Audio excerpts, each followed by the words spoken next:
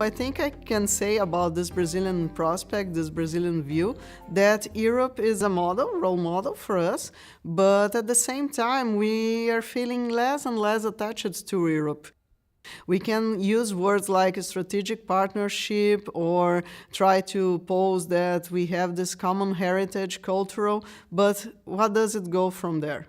I think this is one of the most annoying things for developing nations, and I consider Brazil still a developing nation, that there is this kind of asymmetric relation that you are not recognizing as Europe, as a bloc, the new role that Brazil is playing in the world, and you're maybe treating Brazil like you treated in the past, like a distant partner. So if you want to have a partnership with Brazil or with India and with China, it should be a partnership of equals and not a partnership where each other tells the other what to do. It's not going anywhere. And I think it has to come from a process. You're going, as Europe, you're going to say something, Brazil is going to say something, and China and India. There are a lot of gray areas. And from this different kind of perspectives, we're going to have a third path. And it's a time of trying to find new answers. But the point, if we do not find these new answers, we are going to have political difficulties, social difficulties, cultural difficulties, and this crisis will go on, and each country has a different measure of crisis. For Brazil, it has one phase.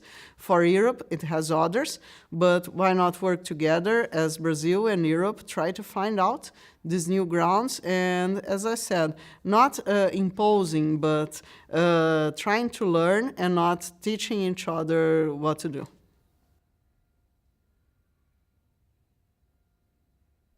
I think that we are living the crisis, but we're not facing it so much as you, especially in the economic field.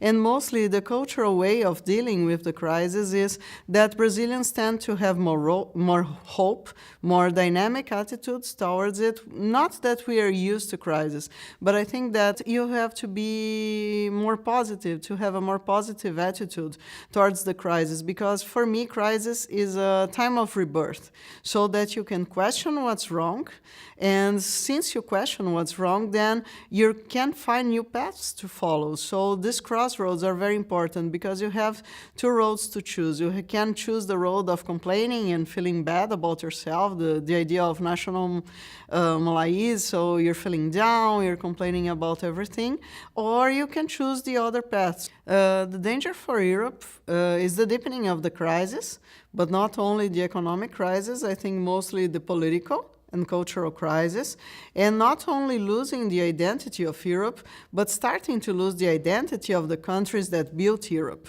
So that's the problem. How do you do this? How do you make different choices and difficult choices? The danger is being stuck in this kind of inertia. So nothing is being done, everybody's complaining about Europe, but which Europe? Who's Europe? And where do we go as Europe from there to somewhere else? So I think this is the most significant challenge. Cristina Pecequilo, Professor of International Relations at São Paulo Federal University, and a specialist in international relations, Brazil and the US, and all Brazilian partners in Europe and the BRICS.